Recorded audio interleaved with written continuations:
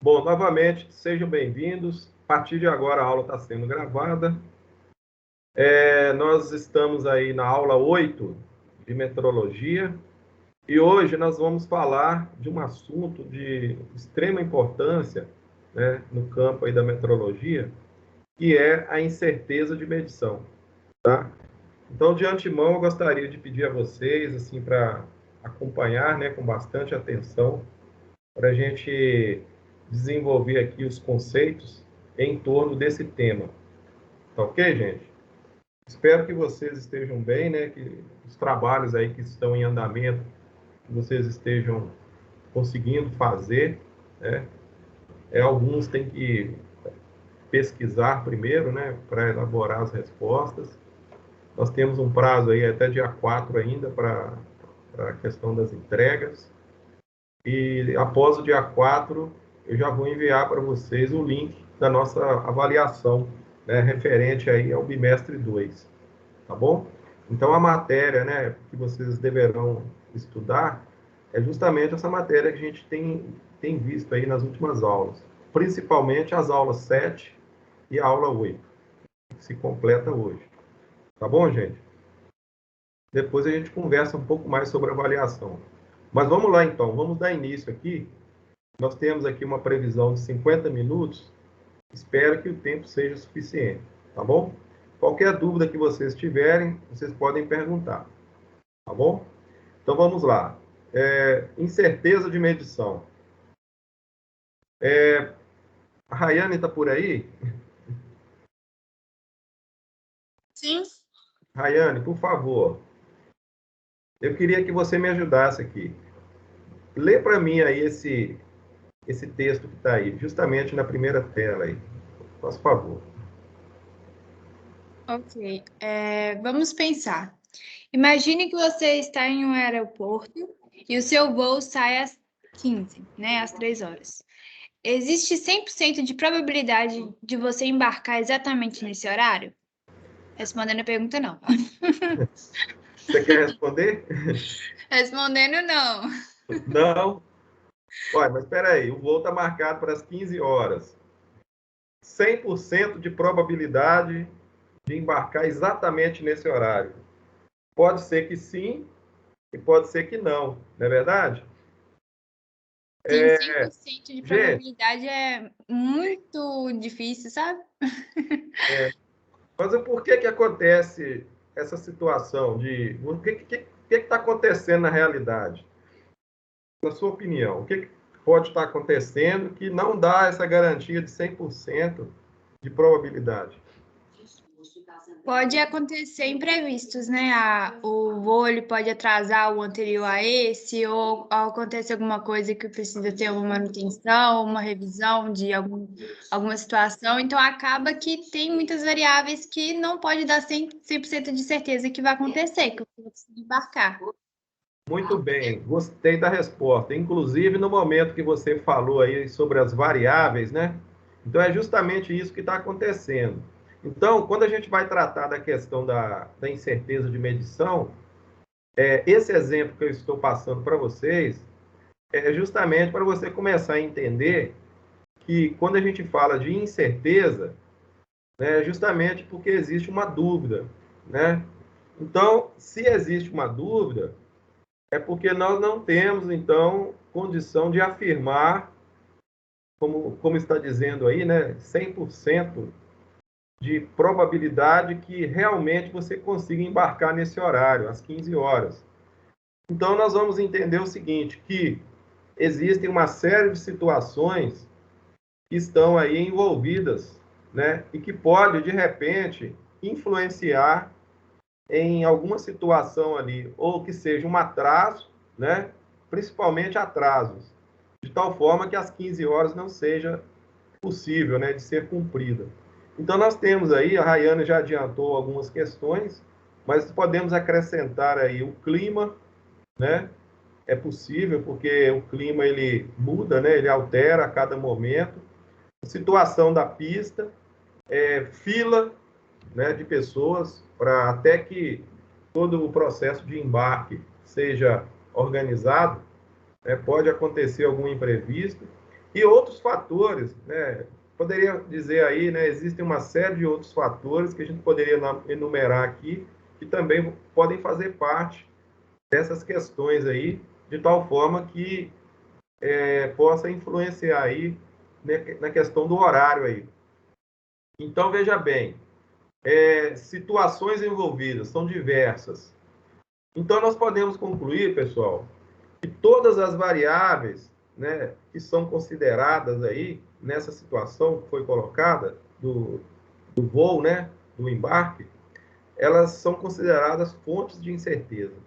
E se a gente levar esse conceito para o campo da metrologia, nós vamos entender que isso pode acontecer em várias situações, em praticamente todas as situações que envolvem o campo da medição. Então, naquele momento ali que você está efetuando uma medição com um determinado instrumento, né, existe uma grande variedade aí de situações que podem ocorrer. Inclusive, a gente já vem falando sobre isso, né, em aulas anteriores. Quando nós estudamos lá atrás o processo de medição, nós falamos sobre isso, né?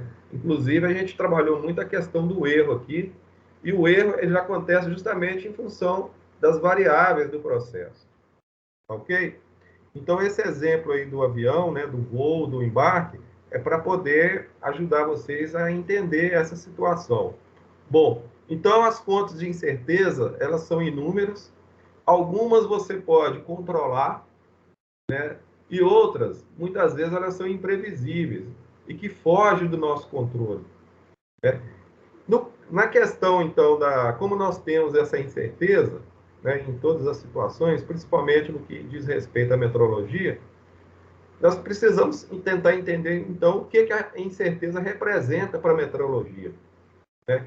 Então, uma das respostas mais objetivas para poder responder essa pergunta que está aí é que, quando nós consideramos a incerteza dentro do processo de medição, nós estamos voltando a nossa atenção para a questão da qualidade da medição.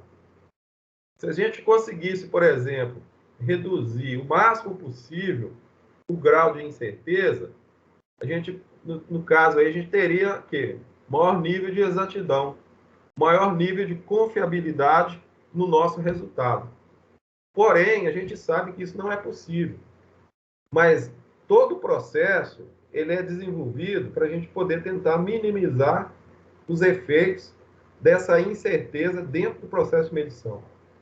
Mas a gente vai tentar entender o seguinte, que quando a gente fala de incerteza, né, então a palavra que está associada à incerteza é o que nós chamamos de dúvida. E essa dúvida, ela permanece, né? Então está dizendo aí para nós na definição o seguinte, que a qualidade do valor de medição, é isso que a incerteza representa. Melhorar a qualidade, reduzir o quê? O nível de incerteza. É a dúvida que o laboratório tem no momento de apresentar um resultado. Então, veja bem, você está trabalhando num determinado laboratório, efetuando ali um controle dimensional, efetuando ali um processo de controle. Digamos que você seja necessário efetuar ali várias medições, né? O cliente, né? Você tem o cliente, tem a peça, e você tem que emitir um relatório. No momento que você emite esse relatório, você está atestando, né? Você está dando para o cliente, digamos assim, uma certa garantia daquele serviço de medição que foi feito. Porém, esses resultados e esse relatório que você está emitindo, dentro dele, né, nos resultados que você está apresentando, existe sempre uma dúvida, né? Quer dizer, essa dúvida ela é permanente, ela vai sempre acontecer. Então, nós temos que começar a entender o seguinte, que nada é exato, 100%. Então, por isso que nós podemos afirmar 100% de certeza que lá atrás, naquele exemplo que eu dei do embarque, né, do avião, do aeroporto, 15 horas é o valor de referência, porém, nós temos as variáveis de processo que vão influenciar e que vão, de certa forma, aí, dizer para nós que a dúvida ela vai existir. e nós carregamos essa dúvida conosco, seja em qualquer situação ou processo de medição aí que a gente estiver considerando, tá? Então, no caso do laboratório, um dos casos mais interessantes para a gente analisar essa questão da incerteza, a gente entende o seguinte, que nós estamos avaliando ali situações relacionadas a vários fenômenos físicos e químicos, né? Vai depender do tipo de ensaio que você estiver fazendo, vai depender do tipo, né, de procedimento ali que você estiver empregando. Então, está dizendo para nós aí o seguinte, olha, quando se testa um princípio qualquer, seja da física ou da química, utilizando instrumentos de medição, deve-se considerar que as leituras fornecidas por eles nunca serão exatamente corretas. Então, é isso que eu venho falando com vocês. Quando nós formos lá para o nosso laboratório de metrologia, lá na escola, para fazer algumas aulas práticas, nós vamos, obviamente, deparar com essa situação. Nós vamos medir algumas peças, utilizar alguns instrumentos, e no momento que você estiver efetuando as medições, você vai perceber que nós vamos fazer ali vários, né, levantamentos, nós vamos obter várias leituras, e aí você vai começar a comparar esses resultados, e você vai perceber que não existe uma condição assim de você afirmar 100% que cada valor daquele ali vai estar de acordo com o valor de referência. Vai haver sempre uma dispersão de resultados, e a partir daí é que nós vamos começar a analisar o contexto da incerteza, né? Então, o erro, ele vai existir, e, consequentemente, também nós vamos ter dúvidas em relação aos resultados que vão ser apresentados ali. E nós já estudamos aqui no curso também, a gente já sabe, né, os principais motivos por que esses erros acontecem. Inclusive, já falamos em aulas anteriores sobre erro sistemático, erro aleatório, né? Então, a gente sabe que existe o processo de medição e nós temos o que nós chamamos de sistema de medição. Então, as diversas situações que estão envolvidas ali é que vão fazer com que haja, né, essas alterações no resultado. E está dizendo para nós aí o seguinte, olha, que mesmo que os instrumentos sejam modernos, mas isso não vai, né, nos dar totalmente a garantia de que o erro, né, o erro zero, né, vamos dizer assim, a inexistência do erro vai ocorrer. Pelo contrário, né, a sofisticação do processo carrega também dentro de si uma certa dúvida. Então, o erro vai existir e automaticamente, né, por consequência, nós vamos ter também a incerteza. Então, e esses erros, eles devem ser estimados, né? Então, olha bem, o que significa estimativa de erro? É justamente fazer o estudo desses valores para a gente tentar analisar o que está acontecendo durante o processo de medição. E a partir daí a gente vai, então, a partir desse entendimento, né, compreender as diversas situações, e isso faz parte do relatório, inclusive, no momento que você atesta, né, os resultados que você está entregando ali, seja para o seu cliente, né, um resultado final ali desse ensaio que você está fazendo, né? Que seja um teste também, né, um teste de avaliação dimensional ou ensaio, né, e dependendo do tipo de ensaio. Então, veja bem, pessoal, vamos dar uma olhadinha aqui direitinho, olha, o que está dizendo para nós aí no item 1? Então, é mais uma pergunta para nós, para a gente poder tentar entender. Como conhecer a amplitude esperada desses erros de medição? O que é amplitude? É justamente o nível de variação dos resultados que você está obtendo. Muitas vezes você você faz uma leitura e obtém um resultado. Numa segunda leitura, você pode obter um resultado muito distante desse primeiro e também em relação ao valor de referência. Então, aquilo que eu falei para vocês no início, né, essas dispersões que vão ocorrendo, nós precisamos analisar isso. Então, como nós precisamos conhecer essa situação? Então, a resposta aí é o seguinte, esse processo de avaliação dessa amplitude é justamente a análise do grau de incerteza que está acontecendo. Então, nós precisamos usar aí um método estatístico, né? Então, aquela palavra que eu disse lá atrás, quando eu falo de estimativa, né? Fazer a estimativa é justamente avaliar estatisticamente esses resultados. E como se determina a incerteza de medição de um instrumento? Então, temos a resposta aí, olha, através do método ou procedimento de medição. Precisamos determinar o erro sistemático, o erro aleatório e a incerteza total. O erro sistemático e o erro aleatório, nós já falamos dele.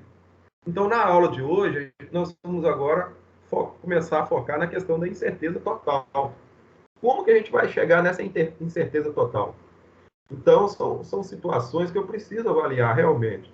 Então, eu vou começar a mostrar para vocês aqui, de forma mais prática, como que a gente vai chegar nesses resultados de incerteza, tá? Então, na prática, como eu já vinha falando com vocês, a gente vai efetuar o que a gente chama de coleção de leituras. O que significa isso? Você vai pegar, por exemplo, determinada peça, digamos que você tem que efetuar ali as medições. Então, você vai definir a quantidade de vezes que você vai avaliar aquela dimensão, né? Digamos que você esteja medindo lá um comprimento de determinada peça, então você vai criar o que a gente chama de coleção de leituras. Seja cinco leituras, 6 leituras, 7, 8, 10 leituras. Então, você vai criar ali uma coleção de leituras e esses resultados você trabalha em cima deles. Ou seja, você vai fazer ali a sua análise, né? É como se fosse feita uma análise estatística em cima dos resultados que você obteve. E aí a gente começa a pensar o seguinte: se eu tiver que fazer isso num determinado produto, que seja uma peça, né, de repente um diâmetro de um eixo, pode ser, por exemplo, uma espessura de uma chapa, ou qualquer dimensão, né, que for, ou que seja outro tipo de instrumento, né, pode ser um instrumento de medida elétrica, por exemplo, pode ser um outro tipo de instrumento para medir pressão, fazer registro de vazão, temperatura. Esse conceito de estimativa, de incerteza em instrumentos e dentro do processo de medição, isso independe do tipo de instrumento. Todos os instrumentos, na medida que eles são utilizados, eles vão conferir um certo grau de dúvida nos resultados. E aqui, gente, que os erros de medição, eles não são bons e nem ruins. Não é porque o erro ficou muito disperso que ele é ruim, ou porque ficou muito concentrado, né? Você teve um nível de exatidão assim muito grande, que também ele vai estar ruim ou bom. A questão não passa por aí. A questão passa justamente para a gente colher esses resultados e tentar entender o que está acontecendo com o processo. Até para você tomar a decisão, né? E chegar ali numa situação de ter que interferir e fazer algum tipo de mudança em função dos resultados que você tem. E é justamente em cima dessas intervenções que a gente faz é que nós vamos fazendo um aprimoramento do nosso processo. Então, se você estiver fabricando um produto, por exemplo, e acompanhando a fabricação, então, através desses resultados, né, pode ser inclusive resultados de laboratório, você tem como tirar ali uma conclusão e dizer assim, olha, eu tenho que mexer aqui ou ali, ou alterar isso ou aquilo, com o objetivo de melhorar, né, a qualidade e a confiabilidade dos seus dados, tá bom? Aqui nós temos um exemplo para a gente tentar entender, inclusive até para poder entender a diferença entre erro e incerteza. Na realidade, o conceito é diferente. Quer dizer, quando eu estou falando de erro, é uma coisa. Quando eu falo de incerteza, é outra coisa. Então, no caso desse sistema gráfico aí, onde nós temos aí o valor verdadeiro, né? Lembra que eu falei com vocês anteriormente sobre o VVC? Então, nós temos o valor verdadeiro convencionado, que é o VVC, né? Inclusive, eu dei vários exemplos para vocês em aulas anteriores, né? E nós temos o valor medido. Então, digamos que você fez a primeira leitura, né? E esse valor medido aí, por exemplo, digamos que ele seja o valor da média. Então, o que vai acontecer?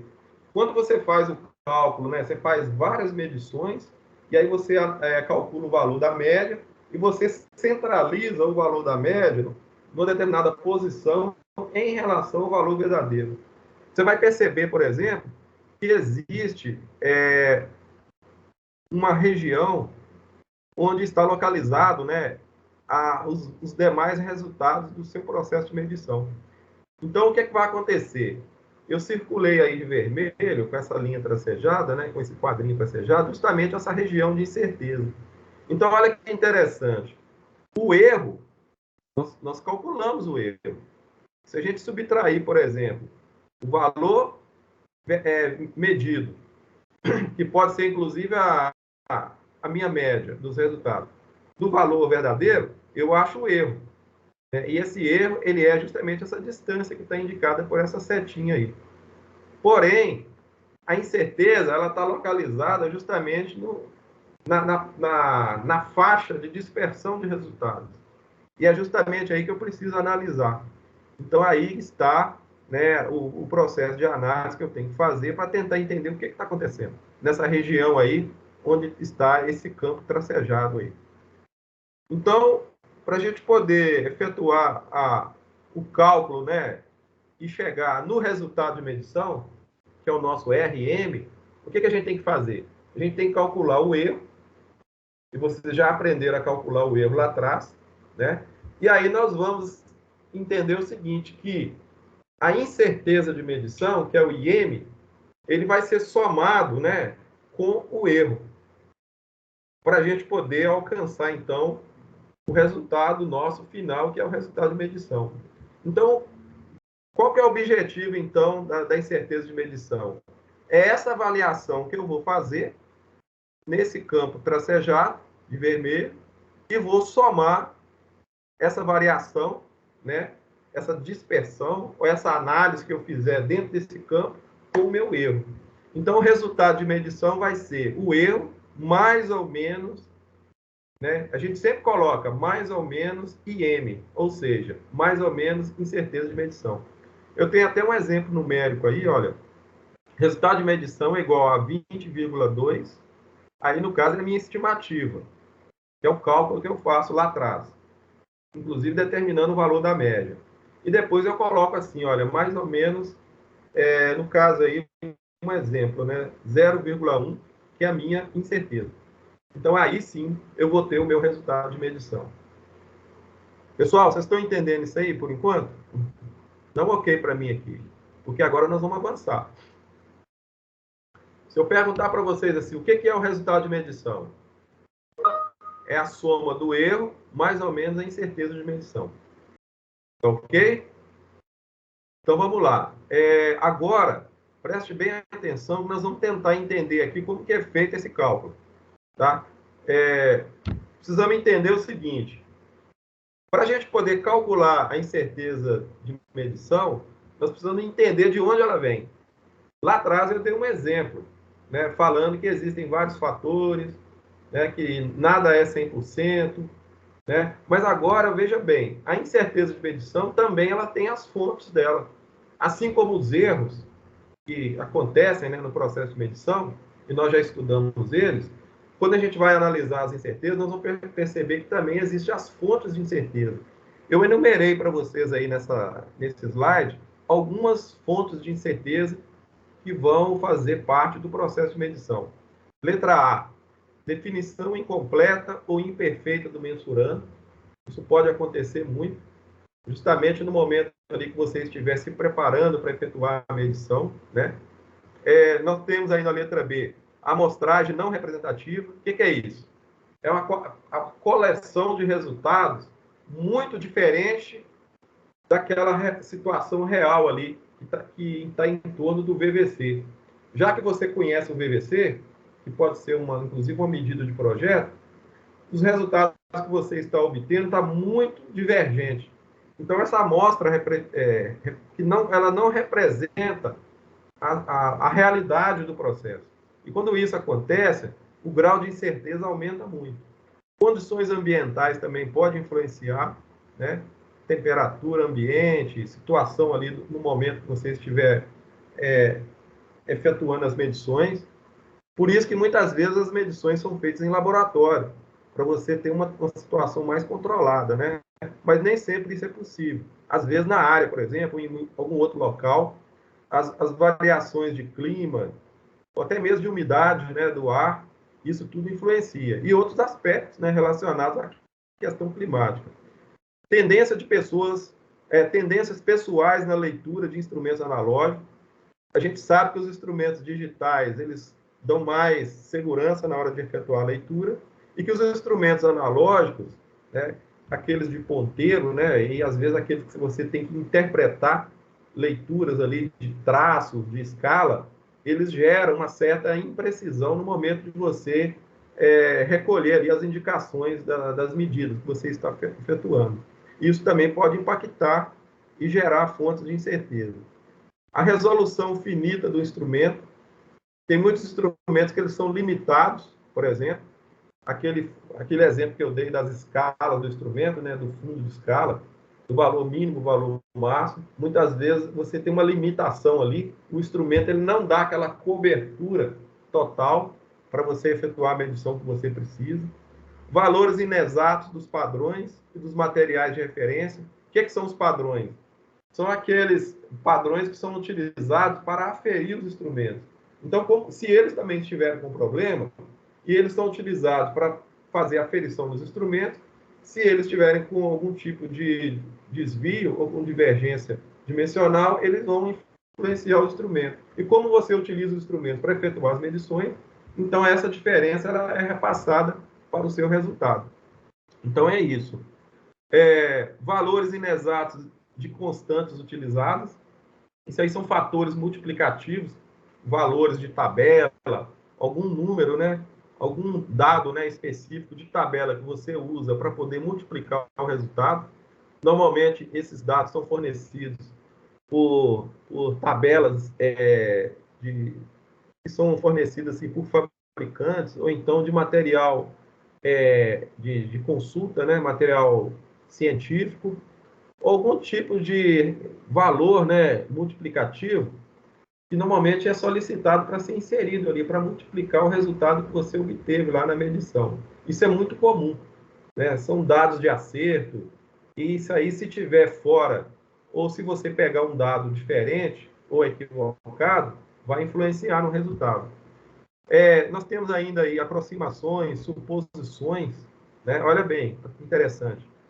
Às vezes, uma aproximação de resultado, às vezes você faz ali uma simplificação de um valor, você tem ali, por exemplo, depois da vírgula, vários valores ali, né, vários dígitos, e você, por conta própria, elimina e não faz o cálculo da aproximação dentro da regra, isso aí também pode influenciar.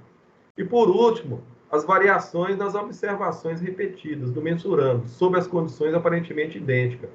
Essa parte aí está muito relacionada ao operador também, né? A observação que ele faz ali na hora que ele está efetuando a medição. De repente, ele pode cometer algum engano.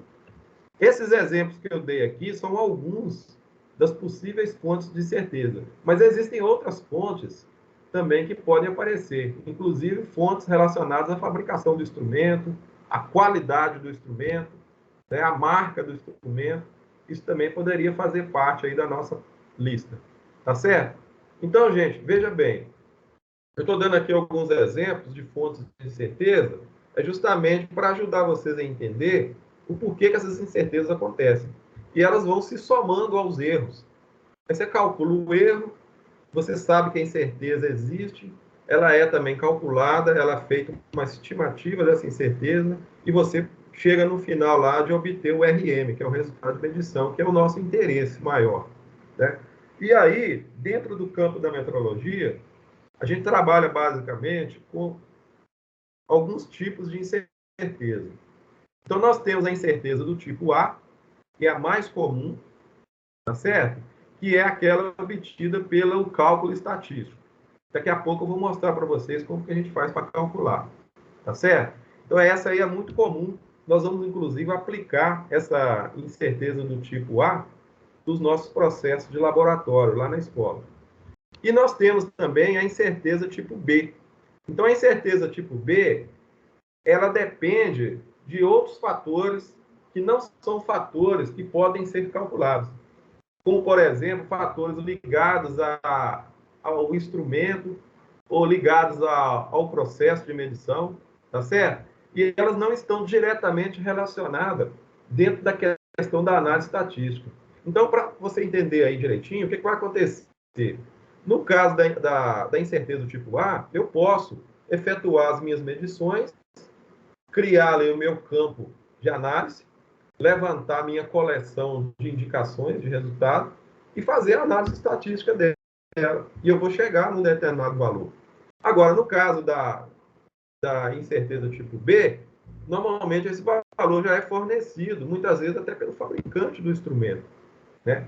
Agora, a gente tem que entender que tanto a incerteza tipo A quanto a incerteza tipo B, elas podem ser interpretadas como desvio padrão.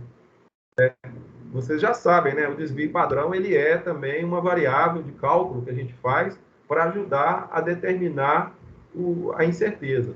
Então, lá atrás, nós já aprendemos a calcular a média, inclusive o trabalho que vocês estão fazendo, né? Eu pedi para fazer isso, para fazer o cálculo da média. Então, no cálculo da incerteza, nós vamos utilizar o resultado da média, que nós aprendemos a calcular. Vamos ter que calcular também o desvio padrão. Aqui nós vamos usar, inclusive, o desvio amostral, porque nós vamos ter que fazer alguns cálculos, né? A partir dos resultados de medição.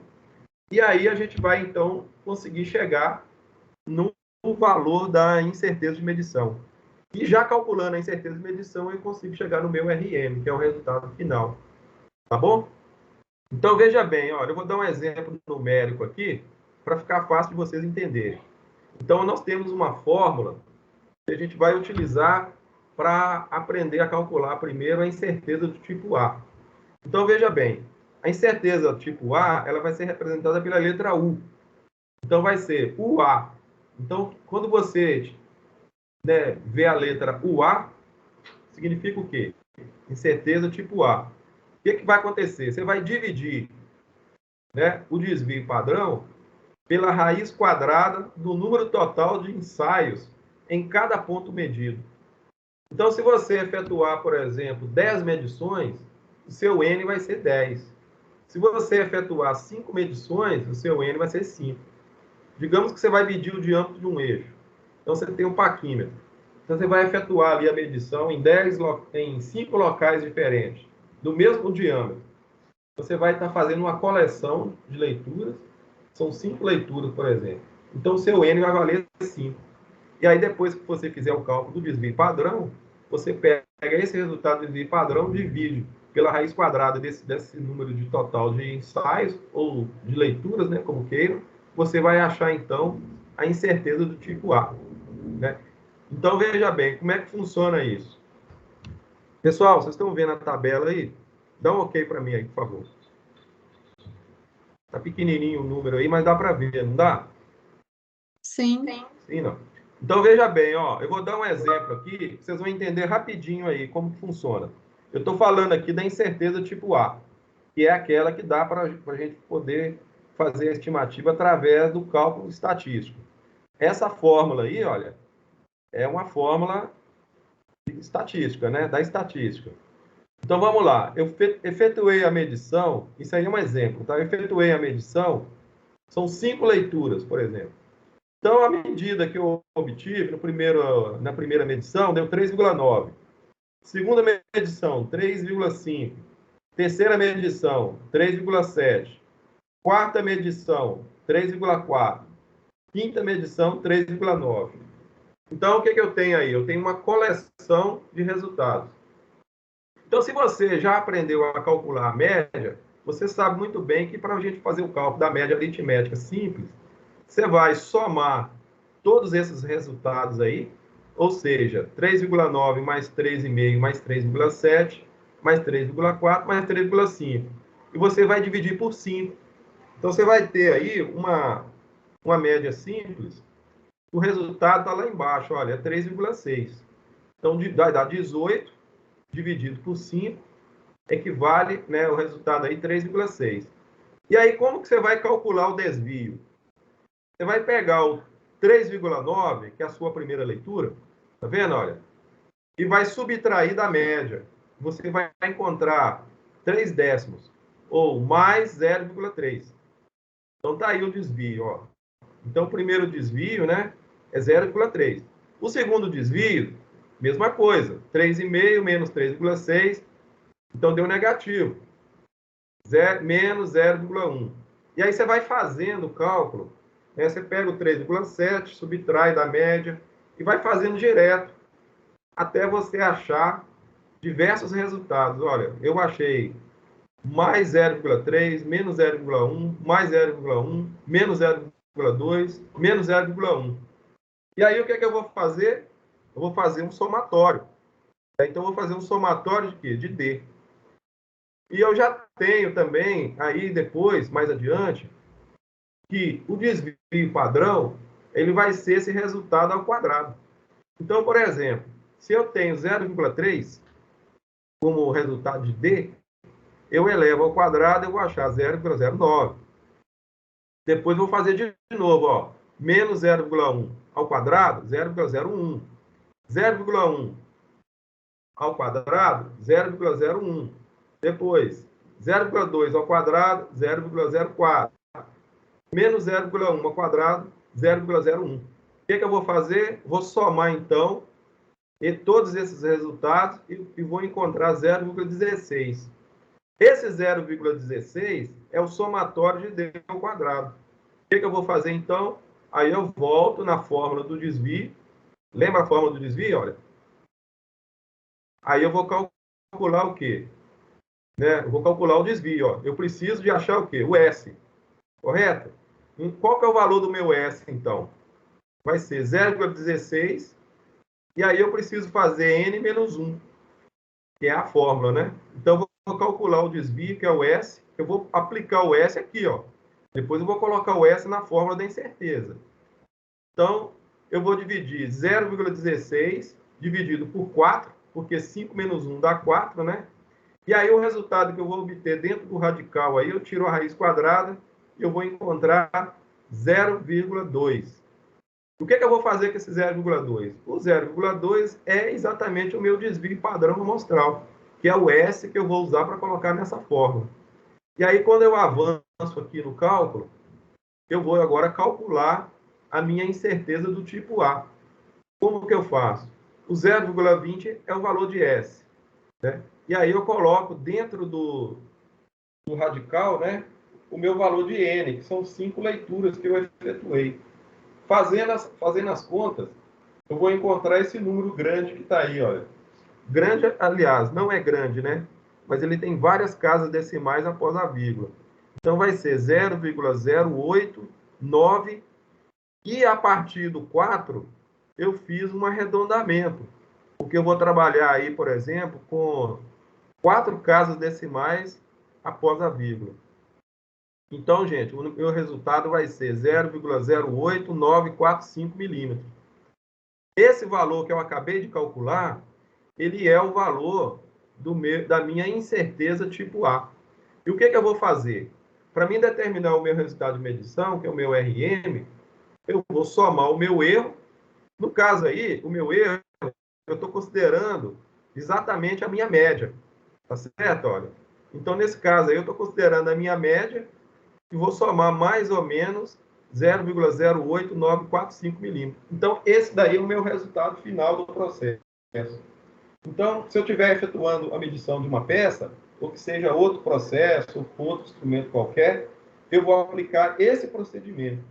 Então, você precisa entender o seguinte, que sempre eu vou precisar calcular o valor da incerteza e associar esse valor da incerteza ao meu erro aí. Tá certo?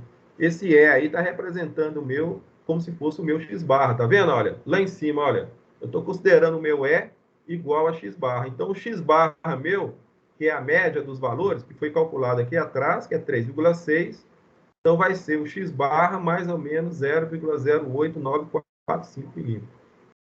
Uma coisa que vocês precisam entender aí, gente, é que eu trabalhei até o presente momento apenas fazendo o cálculo da incerteza do tipo A. Só que nós aprendemos lá atrás que existe também a incerteza do tipo B. E aí, como é que fica isso? Nesse caso aí, eu estou desprezando a incerteza do tipo B. Agora, se eu tiver que considerar a incerteza do tipo B, que depende de outros fatores, eu vou ter que fazer aí uma combinação de incertezas para depois fazer o somatório para mim chegar no meu RM. Então, estou querendo dizer para vocês o seguinte, que quando você trabalha simplesmente com incerteza do tipo A, você pode trabalhar do jeito que eu acabei de fazer aí, olha. Então, não precisa da incerteza do tipo B. Agora, para você chegar num resultado mais aprimorado, com maior grau de exatidão, e para diminuir bastante o nível de incerteza, você acrescenta a incerteza do tipo B, porque ela depende de outros fatores, conforme eu havia dito, né?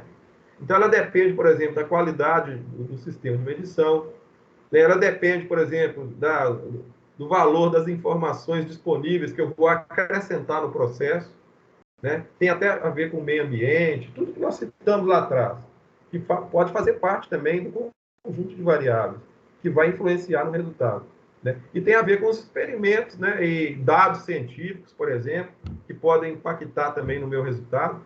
Então, o ideal, para a gente poder, como eu disse, né, trabalhar com um nível de dúvida menor, um nível de incerteza menor, é a gente também associar e trabalhar, ao invés de a gente trabalhar só com a incerteza tipo a gente associar também a incerteza tipo B, e aí nós vamos trabalhar com o que nós chamamos de incerteza padrão combinada, que é a nossa UC. Então, o que é a UC na realidade? A UC nada mais é do que o somatório do tipo A com o tipo B. Então, lá na frente, eu vou mostrar para vocês uma outra fórmula estatística para você determinar o C, que é a incerteza combinada, né? Que vai combinar a incerteza do tipo A, que é o A, mais a incerteza do tipo B, que é o B. Só que a gente precisa entender primeiro, para a gente fazer isso e chegar na incerteza de padrão combinada, nós precisamos definir, então, como que a gente vai calcular ou determinar a incerteza do tipo B. Como é que ela funciona? E aí nós precisamos entender o seguinte, como a incerteza tipo B, ela depende, às vezes, muito do instrumento, então, lá no cálculo dela, da incerteza tipo B, ela vai ser influenciada, então, para um tipo de incerteza que está relacionada ao instrumento, que é a chamada de incerteza em função da resolução do instrumento. Eu lembro que na aula passada, quando a gente estava trabalhando a questão das terminologias, eu falei para você sobre a resolução do instrumento. Então, veja bem, a resolução do instrumento vai também influenciar no cálculo da incerteza. Então, essa incerteza URES, então, RES é a abreviatura de resolução. Então, o que vai acontecer? Você vai pegar a resolução do instrumento e vai dividir por 2. Esse é o meio mais prático de você trabalhar e obter esse valor de incerteza de resolução. Essa incerteza de resolução aí vai influenciar na incerteza tipo B. Tá certo? Pessoal, olha só. Não sei se vocês estão entendendo, mas nós vamos ter que dar um exemplo aqui para você entender melhor o que é essa incerteza de resolução, mostrando aqui o desenho de um instrumento. Eu vou fazer 2 exemplos aqui para vocês entenderem. O que vai acontecer? O primeiro caso aí é um termômetro. Se eu vou trabalhar com um termômetro, por exemplo, de espeto, que é esse modelo aí, né? Então, eu vou ter que ir lá no catálogo, tentar descobrir lá qual é a resolução desse instrumento, já que eu vou utilizá-lo para efetuar algum tipo de medição. Então, o fornecedor do instrumento, o fabricante, vai fornecer isso no catálogo. Nesse caso aí, a resolução, ela é o quê? 1 grau Celsius. Então, esse termômetro aí, a menor graduação que ele tem, apesar dele ser um termômetro digital, né? Mas a menor graduação que ele oferece é de 1 grau.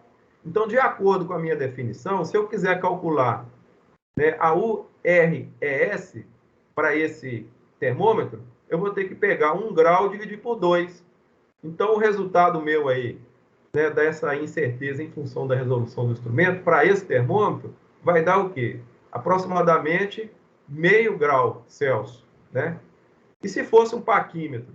Mesma coisa. Eu vou no catálogo, identifico qual a resolução do paquímetro. Esse paquímetro aí, ele tem uma resolução de 5 centésimos de milímetro. Como que eu faço? Eu vou dividir 5 centésimos de milímetro por 2. Então, eu vou aplicar esse conceito aqui. Tá certo? Agora, veja bem. Fazendo isso, eu já posso começar a entender de que forma que isso vai influenciar na obtenção do meu resultado, né, de incerteza do tipo B. Como eu disse para vocês, a incerteza do tipo B ela sofre influência do instrumento. E uma das influências vem a partir da resolução. Ok? Então, aqui você já pode entender, olha, através dessa fórmula, aqui, olha, o C, que é a incerteza combinada, vai ser o quê? A incerteza UA, tá vendo, olha? Você já aprendeu a calcular lá atrás, naquele exemplo da tabela que eu dei, daquelas 5 medições que nós fizemos. E agora nós temos aí a URES, que eu acabei de mostrar para vocês, que basta dividir a resolução do instrumento por 2. E aí falta falar para vocês sobre essa outra incerteza que está aí, que é a UPAD, que a gente chama de incerteza padrão. Essa incerteza padrão, ela tem a ver com os padrões dimensionais que são utilizados para aferir os instrumentos. E elas também produzem incerteza sobre o resultado. E elas precisam ser consideradas. Então, eu preciso ir lá no fabricante novamente, descobrir quais são os padrões, né, ou os tipos de padrões que foram utilizados para efetuar a calibração do instrumento que eu estou utilizando e saber deles qual o tipo de incerteza que esses padrões oferecem. E aí eles vão fornecer o valor. E esse valor ele vai ser colocado dentro dessa fórmula que está aí, juntando, então, a incerteza tipo A. Aí nós teremos depois a incerteza URES, que é do instrumento, né? E depois a incerteza padrão. Aplicando todos esses resultados dentro dessa forma, eu chego no resultado final, que é a minha UC, que é a minha incerteza combinada.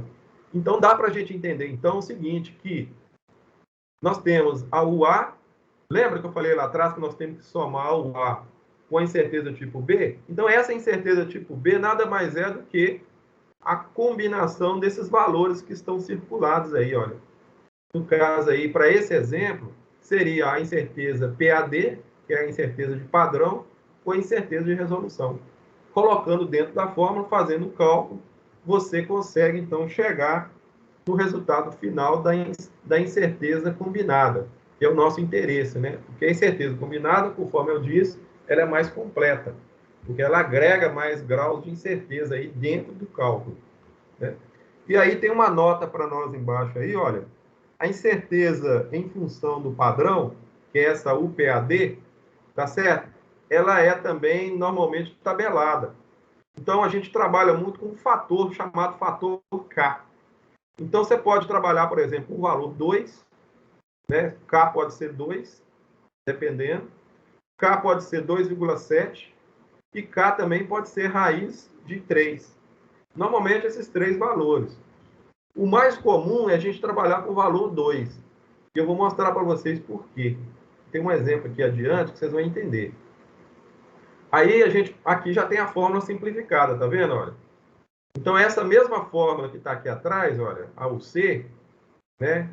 Ela vai estar aí na forma simplificada. E onde está essa setinha amarela aí, olha? Se eu perguntar para você assim, como que determina o B? Então, o B foi o quê? Foi a combinação de UPAD mais URES, né? É a padrão mais a resolução. Então, aí nós temos a fórmula simplificada para o C. E, para a gente calcular, então, esse UB, você vai, então, lançar mão do fator K. Daqui a pouquinho eu mostro para vocês um exemplo aqui onde esse fator K é aplicado. Mas ele é também aplicado nesse caso aí, olha, porque mais para frente também existe um outro tipo de incerteza, além da incerteza combinada, que a gente chama de incerteza expandida, né? Essa incerteza expandida é aquela relacionada ao certificado de calibração do instrumento, tá certo? E aí a gente usa o fator K para esse cálculo. Então, para você determinar a incerteza expandida, basta você multiplicar a incerteza combinada com o fator K. E o fator K, agora sim, eu chegando no fator K, eu lembro que eu falei para vocês que o mais comum é a gente trabalhar com 2. Por quê? Porque o valor 2 tabelado, né, que é um valor padrão, ele é considerado quando a VFF, que é o grau de liberdade efetiva, ela tende para o infinito. Então, você pode ver, de acordo com a setinha amarela aí, olha, que o nosso valor 2, ele aparece aí, olha. Então, em cálculos, por exemplo, de análise estatística de resultado de medição, a gente normalmente trabalha com o valor 2. Então, nesse cálculo aqui atrás, olha, você pode ver que o K2 ele é mais usual do que esses outros valores que estão aí. Então, esses outros valores que estão na tabela aqui, por exemplo, muitas vezes eles não são muito considerados, e a gente foca mais no valor de 2, tá certo? Bom, pessoal, eu estou quase terminando a aula aqui, mas eu queria só dar mais um exemplo para vocês, porque muitas vezes fica um pouco confuso para você entender o que seria esse fator K. O K é como se fosse o fator de abrangência. É um dado experimental, é um dado, muitas vezes, de laboratório e um dado tabelado. Ele não tem dimensão, é um dado adimensional.